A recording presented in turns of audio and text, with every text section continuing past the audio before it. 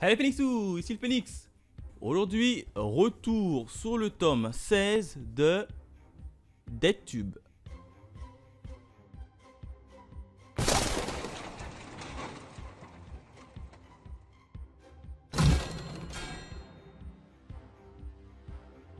Comme d'habitude, on part sur la présentation de la jaquette, jaquette qui est plutôt sympa. On a Shinkai, le fameux obsédé de Machia, Shinkai qui tape la pose avec sa petite caméra.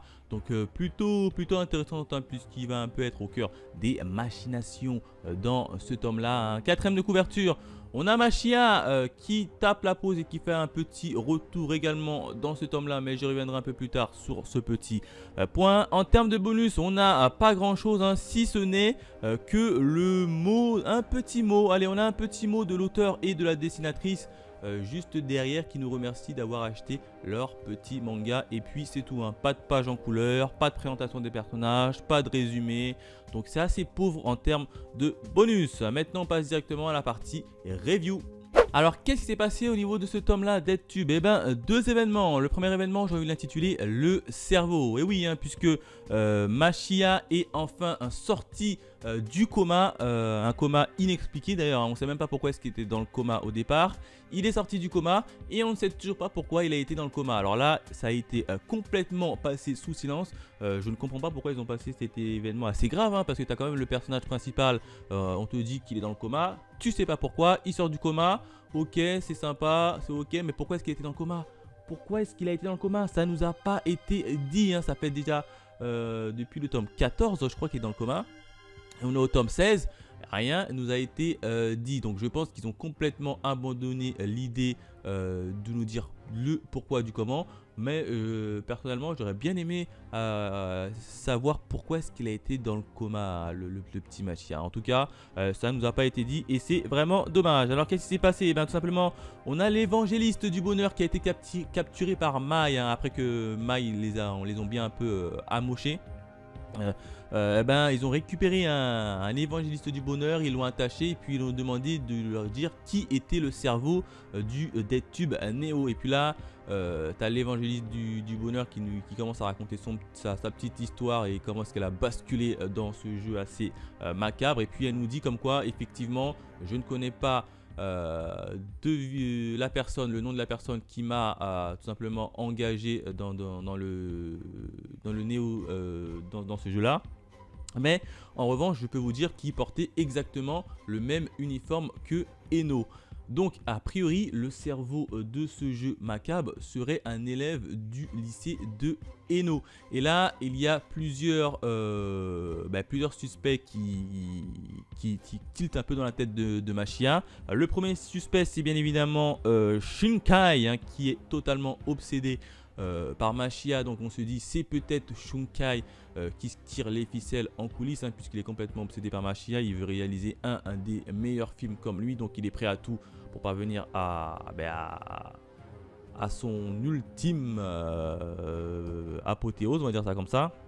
D'un autre côté, on a également Bashika, la fille qui est un peu garçon manqué, qui a un peu entraîné Eno dans ce jeu macabre et funeste, et qui a mis à revers deux fois Eno en bobinant, donc là on peut dire ça peut être également elle. Et il y a un troisième suspect qui ressort, c'est bien évidemment Komoto, Komoto, le pote de Eno, qu'il a un peu attiré dans un local et a forcé un peu à tourner une petite vidéo un peu hard sous prétexte comme quoi ça permettrait de l'aider à tourner des vidéos. Donc un peu manipulateur. Donc il y a trois suspects clairement, Shinkai, Bashika et Komoto, où on ne sait pas c'est qui tire réellement les ficelles. Donc voilà ce que je pouvais dire en tout cas au niveau de cet événement. Le deuxième événement, j'ai envie de l'intituler la décision. Et oui, est-ce que Machia va tout simplement aider ou laisser Eno à son propre sort? Et bien comme vous le constatez, Machia vient bien sûr aider Eno à s'en sortir de ce jeu assez macabre. Par contre il a quand même quelques suspects en tête, et il va les éliminer. Alors le suspect principal pour lequel il va un peu plus s'attarder dessus, c'est tout simplement Shinkai, l'obsédé qui le kiffe tellement. Alors et on va apprendre comme quoi que Shinkai avait écrit un scénario en vue de tourner un film et que le scénario qu'il avait écrit, eh ben, il est en train de se réaliser, il se passe exactement dans la vraie vie, hein. C'est-à-dire tout ce qui arrive à nos héros, eh ben, il a été déjà écrit et scénarisé par Shinkai. Donc Shinkai se pose en suspect numéro 1 et Machia ordonne à un peu la troupe des Totally Spies d'aller un peu perquisitionner sa maison pour retrouver ce scénario, hein, pour voir un peu le prendre d'avance tout simplement. Donc là, alors ils partent exactement récupérer le petit journal tous ensemble. D'un autre côté, on a également le cerveau qui contacte, hein, le cerveau du jeu DeadTube Neo qui contacte Machia et qui lui demande s'il veut bien participer à DeadTube Neo, hein, tout simplement, hein. Et puis là, tu as Machia qui dit non, moi c'est fini, le DeadTube, je ne veux plus participer, je cherche juste à détruire tous les représentants. Et puis là, tu as le cerveau qui est un peu pas content, donc il va un peu forcer la main à Machia en lui montrant des vidéos d'une amie de Eno qu'il avait capturé et que dit si tu refuses, eh ben, je veux continuer tout simplement à lui faire des pires sévices comme tu le vois à l'écran. Et puis là, tu as Machia qui dans un premier temps refuse, hein, et du coup là, sa pote elle reçoit plein de petits sévices. Et dans le même temps, Machia ordonne à Mei d'accompagner tout simplement Eno. Et si elle arrive à un truc, et ben c'est Eno qui devrait prendre la décision. Et puis là, tu as Bashika, une autre suspect qui arrive, qui dit hey, salut Eno, viens, je vais te raccompagner.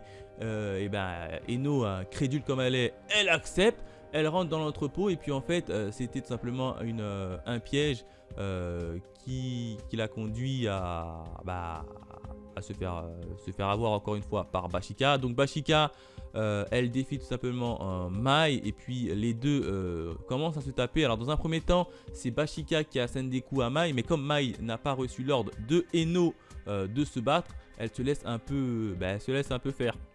Et tu là, tu as Eno qui veut pas prendre la décision de tuer sa pote Bashika parce qu'elle considère encore que Bashika c'est sa pote après ce qu'elle lui a fait, hein. Je vous rappelle que Bashika elle a forcé Eno à participer au DeadTube Neo, hein. C'est un peu elle qui l'a mis dedans et puis elle continue encore à lui faire confiance. Et puis là, il y a eu un petit déclic. Elle a dit ok Mai, tu peux la défoncer. Mai évidemment, elle a dit ok. Elle a commencé à la défoncer Bashika. Et voilà comment se termine au niveau de cette petit événement. Alors un point également au niveau sur Eno, hein, Eno que je trouve quand même bien crédule, hein. Alors dans le tome précédent j'avais déjà dit qu'elle était assez naïve et assez crédule, hein, elle croyait tout ce qu'on lui racontait. Encore une fois elle a encore cru Bashika et elle a encore tombé dans le piège. Donc beaucoup crédule, hein, quand même Eno. En tout cas voilà comment se terminer ce deuxième petit événement. Voilà ce que je pouvais dire sur DeadTube tome 16. Encore une fois, il y a pas mal de tractations. Bon, on n'a toujours pas su pourquoi est-ce que Machia était dans le coma et je pense que cette histoire elle a été totalement abandonnée. C'est vraiment dommage, hein. Autre point, c'est Eno que je trouve encore une fois beaucoup trop crédule et trop passive, hein. Bon là il y a eu un petit déclic, elle a enfin compris qu'il fallait tuer pour survivre, donc ça peut être pas mal dans l'avenir. Donc en termes d'étoiles sur 5, personnellement j'aurais mis une petite note, hein, quand même, hein. Allez, un petit 3 sur 5 en termes d'étoiles, hein. J'ai trouvé quand même le tome il était un peu moins bien que les tomes précédents, mais est un peu plus fin d'ailleurs, hein. Ouais, il est un peu plus fin. Donc voilà ce que je pouvais dire sur DeadTube numéro 16, hein. N'hésitez pas à laisser dans les commentaires votre avis sur cette série si vous le lisez. Quant à nous, on se retrouve très vite pour de nouvelles aventures. Allez, bye les phoenix. Sous.